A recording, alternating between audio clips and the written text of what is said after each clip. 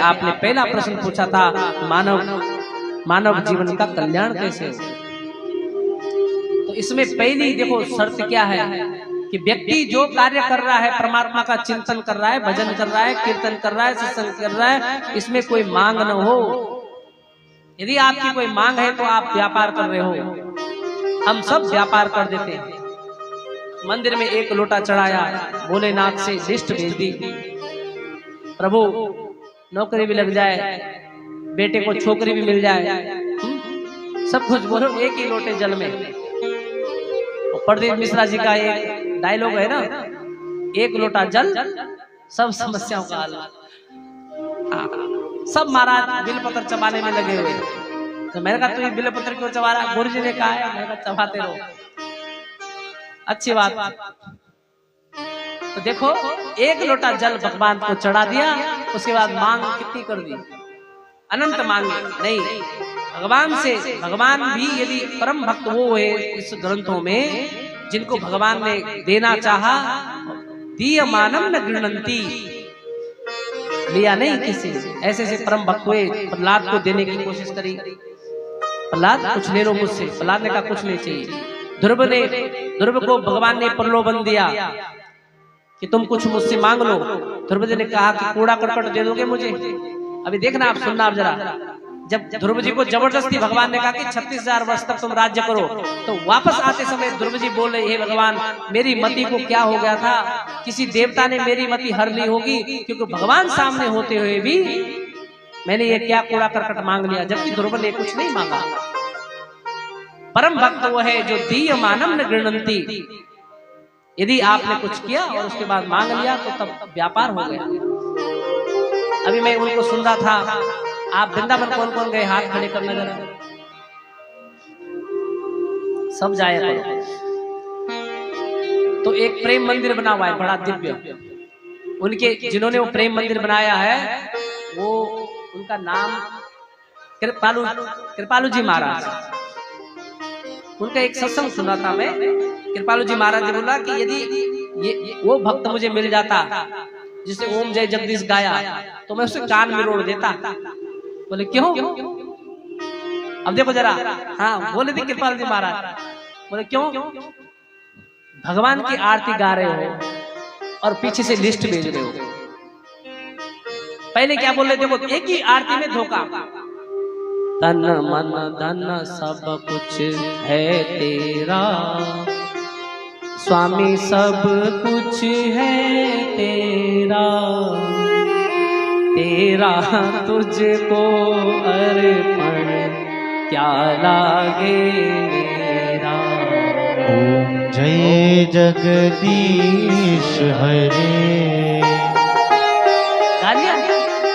भगवान ने कहा वाह, ये है, ये आया मेरे पास। आगे अब देखो लास्ट में, सुख संपत्ति घर आवे, सुख संपत्ति घर आवे, कष्ट मिटे तन का, ओम जय जगदीश हरे। अब बोलो, सही तो बोल रहे हो। पहले आरती गा रहे हो, भगवान को फ्रॉड कर रहे हो भगवान के साथ। सब जो है मेरे पास हो सब तुम्हारा। और ये सच में भगवान आ गया ना किसी दिन कि दे दे ये 5 करोड़ जो है मुझे दे दे, तो तब उस समय महायुद्ध हो जाएगा जी। तो इसलिए वो बोले थे कृपाल जी महाराज, बोले कि बाद में बोले कि सुख संपत्ति घर आवे। अरे ये तो तुमने व्यापार कर दिया। और ये आरतियां तो बहुत बाद में बनी है जी। वेदों में आरती देख लो, वेदों की आरती सुनो, जो हम लोग जब पूजन करते हैं जजमानों के यहाँ, तो पहले इस आरती को गाते, हर आचार्य गाता है इस आरती को। आपको तो पता भी नहीं रहता, ये तो हम लोगों के लिए सरल किया गया है, सरल भाषा में गाया गया है किसी महापुरुष ने। और देखो वेदों की आरती, चंद्रमा मनसो जात तस्तक्षो हो सूर्यो अजायत श्रोत्राद्वायुश्च प्राणश्च मुखादग्निरजायत। यह है वेदों की आरती, इसमें कोई मांग नहीं है। इसमें सिर्फ परमात्मा का चिंतन कर रहे हैं। प्रभु जो मैंने ज्योत जलाई है वो कोई साधारण नहीं है, मेरे जो ज्योत है सूर्य है और चंद्रमा है। इसलिए जब हम कोई कर्म करते हैं, आरती गा रहे हैं, उस समय हम मांग हमारी कुछ नहीं होनी चाहिए।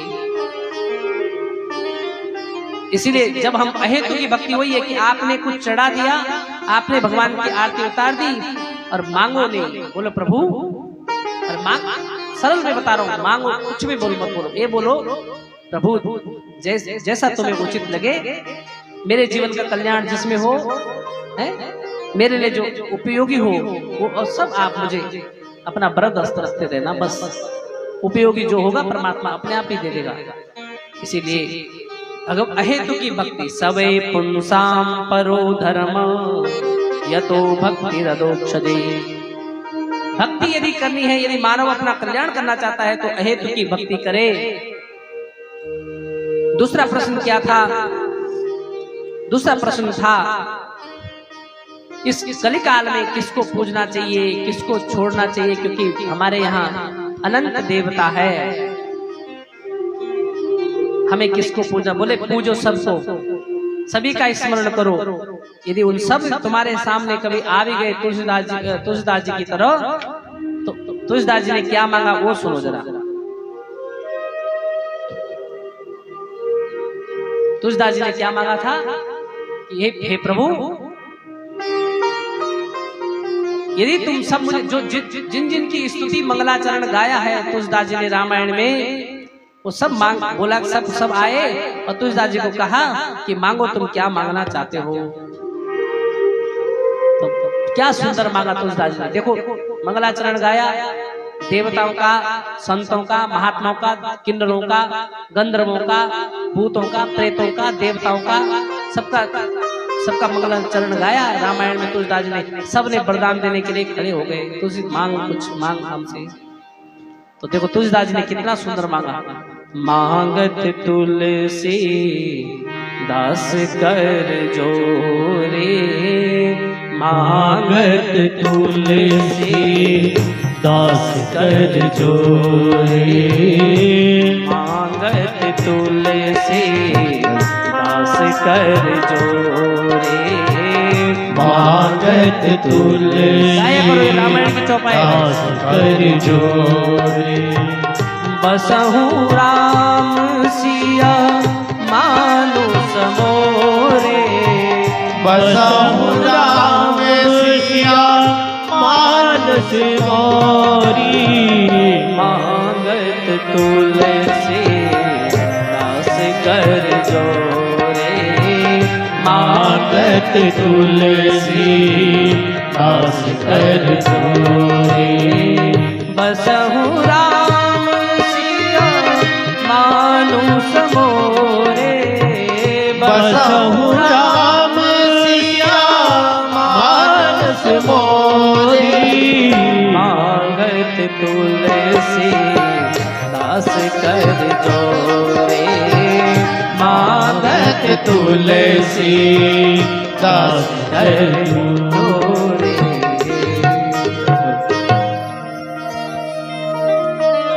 अब ये यदि सत्संग में नहीं आता तो कहाँ सीखते आप ये बात? बोलो।